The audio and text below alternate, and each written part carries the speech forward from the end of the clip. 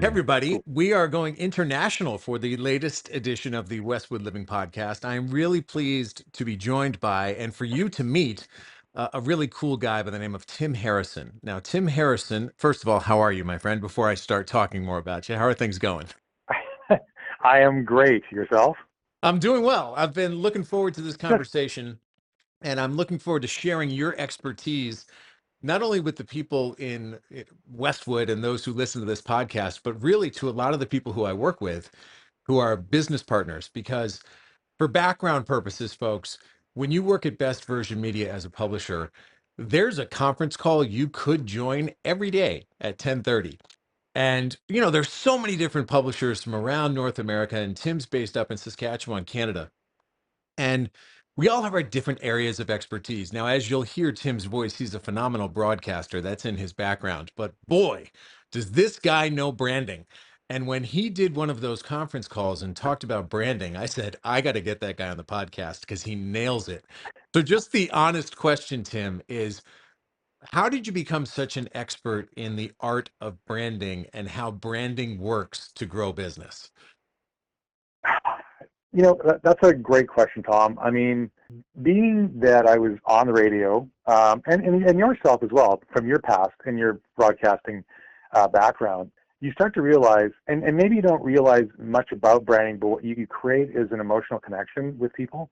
I just kind of took what I did and the emotional connection you create with people, and it's really weird, and this probably happened to you at some point when you're meeting with people, and they remember things that you talk about, and you're like, I don't even remember, like they remember that, and you become so entrenched in part of their lives, especially when you're doing morning radio. When you're gone, when I got downsized out, I went on my personal social media pages, not on the radio stations when I got downsized out about 14 years ago. The outcry, the people are like, my God, they're just so emotionally distraught about things. Or, somebody retires off a broadcast position at the radio, the morning radio. And that's an important part of people's lives. It's there every day. It's like the same thing as we don't question whether the sun's going to come up. It does. We don't wake up and go, oh my God, is the sun going to come up? It is. So we don't even have to question those things. They become part of your life. And when I got into this part of it, and I never sold advertising, I was always on the other side. And when I was on that side, we used to call sales the dark side. But here I am going, no, it's actually the light side. I had to come in and understand it. I'm one of those people that goes, okay, I'm going to understand what I'm doing. I'm going to understand everything about this. And then I started to doing a lot of research, and I started to realize what the connection was. I didn't realize what it was, but what branding is, and it really is. It's leading through the heart, through an emotional connection of a product, a business, a whatever. Everybody's got a brand. And I love this line. It's how people talk about you when you're not in the room, because that's your lasting impression, right? So back in the days, when you're younger and you're moving a lot, if you're going to move from this apartment to this apartment, you would always have, you knew who you were going to call, and then you knew who you weren't going to call. Because the one you weren't going to call was the guy who would show up 15 minutes before you were done and then come drink all your beer and eat all your pizza, right? So you're like, no, I'm not going to call him because I can't trust him. So you had a brand for everybody, and that was such an important thing because that's that connection that we have. So when I started to internalize it, use it with what I knew, and started to just use real life examples about it with people and analogies that people, and painting the picture for them, which is my background because radio was the theater of the mind. And you've got to create pictures in minds, right? And so I'm able to do this with analogies to create that picture of explaining what it is. And that was my background in it, and I just immersed myself in it and have followed a lot of great people, smart people who've done so much research online through LinkedIn and different people that, I just kind of gain knowledge on it. And everything I kind of read just kind of reconfirms it. And you start to see this message of like, okay, this is what it's about. So that's where it kind of started. And I just continue on doing that. I love there are so many different catchphrases that we lean on every day in what we do. And much of what any salesperson does is somewhat repetitive because the more you do something, the more you understand why it works. And so we say Right. we like to help small businesses think like big brands because here we are serving these micro targeted communities and business owners who are Right. really looking to connect with these high end, in most cases, affluent customers, right? They're trying to shrink their circle of influence and be more efficient in where they send their trucks. So they don't have to go 20, Yep. 30 miles away. They want to be in this community. But the key Right. is, how do we get them to understand that it is about that emotional connection to the community? So based on your experience, what are some keys that you like to share with, whether it be a business owner who you talk to as you're trying to convince them that this is the right thing to do, or maybe somebody who you're training as a potential publisher in wherever they're going to launch a new publication?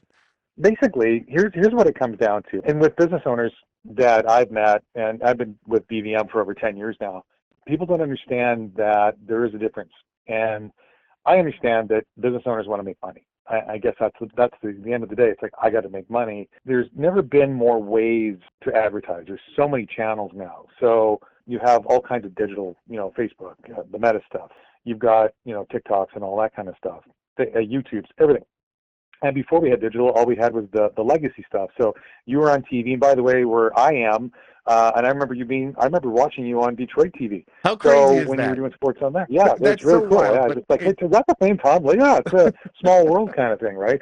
But we had the legacy stuff, and that stuff, hard to track. There's never been more ways to advertise, but there's only two types of advertising, and that's because there's two types of shoppers. And this is the stuff that people don't realize, is that in your industry, only about 3% of your viable market are actively shopping. That's it. 3% are actually using a rational mind to pick out colors, to pick out sizes, to pick out prices.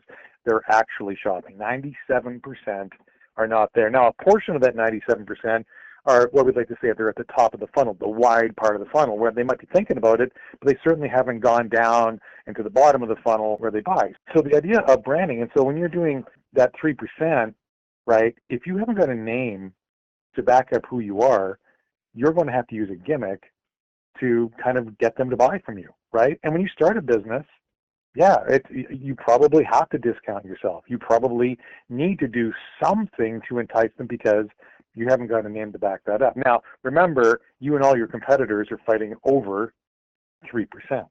Now, when you invest in advertising, a certain portion of it should go to what's also known as sales uplift or, lead generation. It's called lead gen. That's what it is. But the large majority of it should go to reputation generation because that's branding. That doesn't start at the beginning where you see a lot of the branding and the reputation generation. What you actually get is your sales uplift will be the thing that kind of keeps you going. But once the brand takes over, once your reputation outweighs that, now you can start to just rely on the reputation instead of, having to discount yourself. And so as that starts to grow and over time you start to get to that point where you build this reputation, now there's really 3 stages of it. So when you start a business and you're advertising, you're introducing your business through your advertising. Okay, so you're introducing to people who not a lot of people know who you are. But as that brand grows, you start to be, there's something called awareness, brand awareness, which we've heard of. Awareness means that, if I say a business to you, Tom, and you go, yeah, I've heard of them. I'm aware they are there. Had you ever thought about them on yourself to use them? Probably not, but you're aware that they're there. So that's good. You've gotten to that point where there's awareness. Now, the next stage is saliency, where you've been seen or heard so many times, and why using multiple channels is such an important thing in this day and age, that now it's saliency, meaning I need that product or service you have, and I think of you, which is great, because that's now you're top of mind, which is great. But the third stage is fame. You want to aim for fame. You want to become a famous brand, because now the people that don't even know you would recommend you. I just did the math the other day. I think Coca-Cola's been advertising for 136 years now. Wow. So they just never stop. It's always about emotion. They always tie themselves into emotion. Taste of summer, the real thing. It's never selling the product. It's selling the emotion that's tied to it. Let's talk about a specific industry. And we were Sure. discussing this before we began the recording and said, well, what can we pinpoint and say, let's just give some examples. And what you suggested was HVAC. And I responded by Yeah. saying, it's interesting you say HVAC, because I've had a hard time here locally convincing HVAC companies that they should consider reaching our community in this way and focusing on the branding over all of the different Right. channels that we offer. So it was funny you said that, and I want to get your thoughts on that specific industry, because maybe you've got some pearls of wisdom for me, and I'll share this with some HVAC people. Sure, yeah. Well, I mean, here's the thing. I don't walk around all day thinking about, if something goes wrong, which HVAC company am I calling? Really, a lot of times in the HVAC world, it's because my furnace breaks down or my air conditioner breaks down, depending on the season, and I need something now. Now I got to, are you top of mind? The thing about that HVAC industry is that there is way more HVAC companies per capita than a lot of other industries. So when you have that many people, you have that much competition, now you start to look at how much money you should be spending to stand out, right? Because here's the thing about advertising. Advertising isn't about, this is where people get it wrong. They think it's about selling what they do in the ad. And again, that's the lead gen part of it, the call to action stuff of it. But the most successful businesses in the world actually distinguish themselves from their competition so that they're sticky, so that they are recallable, so they stand out, so that when people all of a sudden need HVAC, they're going, this is who I'm thinking of. And so you can't figure out the timing on that. You don't know when furnaces break down. I mean, obviously, at the beginning of the season, you're going to do the furnace stuff, and at the air conditioning stuff, you're going to do that. But you never can tell when it's going to happen. So, I mean, the smartest thing that most people do, and the smartest brands in the world, is they just stay in front of people and just be there until it happens, right? So that's an important thing to do as well. And so when we talk about HVAC, there's so much competition that they need to spend more money to actually stand out. It does come down to multiple channels. It does come down to impressions. It does come down to all of those things. I also want to talk a little bit about just when we talk about the magazine and the good feelings that it creates, and that's a major part of what brands do is making them feel good about you. When you look at, and I'll just use Budweiser's advertising and Super Bowl ads. They never talk about beer. They never talk about the taste of beer. They never talk about the price of the beer.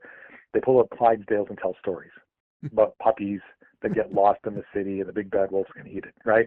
And you watch that, and it's, and then the triumph at the end when the horses, the Clydesdales, chase away the wolf, and you go, oh my God, that was great. And then Budweiser comes up, and that's nothing to do with beer whatsoever, but you created emotional connection to it, and it went, oh, and there's Budweiser. And that might be something that influences you the next time. And there might be something where the opportunity to buy Budweiser is there, and maybe there's a sale, and everything's on sale, but now that emotional connection kicks in. It's like, oh, I love that story, right? I mean, for whatever reason, you feel good about it. And that's the most important thing. So branding is really talking to those people. It's like they're on the freeway to life, right? And they're just driving along, and all of a sudden when they want or need hits and they've got all those things that come together, they just know which turnpike to take to get to your business. And so you want to create that emotional connection with them. And because, I'm going back to HVAC, because there's so many businesses out there, they need to spend more money to actually stand out from everybody else, to distinguish themselves from their competition so they stand out and they're recallable when people need them. And that's why, the expert program that we have in our magazines is such a great way to distinguish your business from everybody else. Yeah, no question about it. And I'm fortunate we have 28 expert contributors in Westwood Living. Still some categories that we haven't cracked in that regard, and some opportunities out there. I mean, I don't have an expert dermatologist, for instance, which I found very Yeah, interesting. I don't have a family doctor and internist, and that may speak more to the fact that they have a 14-month waiting list than anything yeah, else. But one of the yeah. things that we like to say is, I like to say to people, I should say, is don't tell me about your special, tell me why you're special. And I think that's There you go. something that businesses who are looking to build a brand need to think about all the time. Because it's not about like, hey, I'm going to give you 10% off this week. Because guess what? When your competition gives them 15% off next week, that's where they're going. Why do they want to Sure. go to you? Why do they want to knock on your door? Why do they want to choose your business? And the fact is, someone I know I will pay more for something if I have a good experience. Yeah, well, and that comes down to, I mean, we all buy on image, whether we realize it or not, and people buy on different types of images. So there are people that solely buy on price. If you're discounting and they need you now, yeah, you might get them. But the next time they need you and you're not on sale, they'll go someplace else. They don't have a trust kind of a thing. The people that, when we micro-target, and the people that we target and create relationships with, they don't shop that way. Do they like a good deal? Sure. They're like everybody else, but their first and foremost emotion is trust. If something goes wrong, are they going to be here? Am I going to get taken care of? Is everything going to be all right? Are they going to replace something? Is that the service I'm going to get? And that's how they make their decisions. If we all shop just basic on price, then Groupon would still be probably in there. Groupon is hanging on by a thread because people have gone that route where they've discounted themselves 70% because they think, I'm just going to get this person into my business, into my salon, and I'm going to give this all awesome, service. And, you discount yourself 70%, you make no money off of it. And the next time they need you, they're gone to another salon on Groupon. And so people just realized that there wasn't a brand loyalty thing. And loyalty is a really funny thing too, because we talk about brand loyalty. Here's the thing: our lives are busy. If I find something that I trust and I'm okay with buying it, then I don't have to think about it.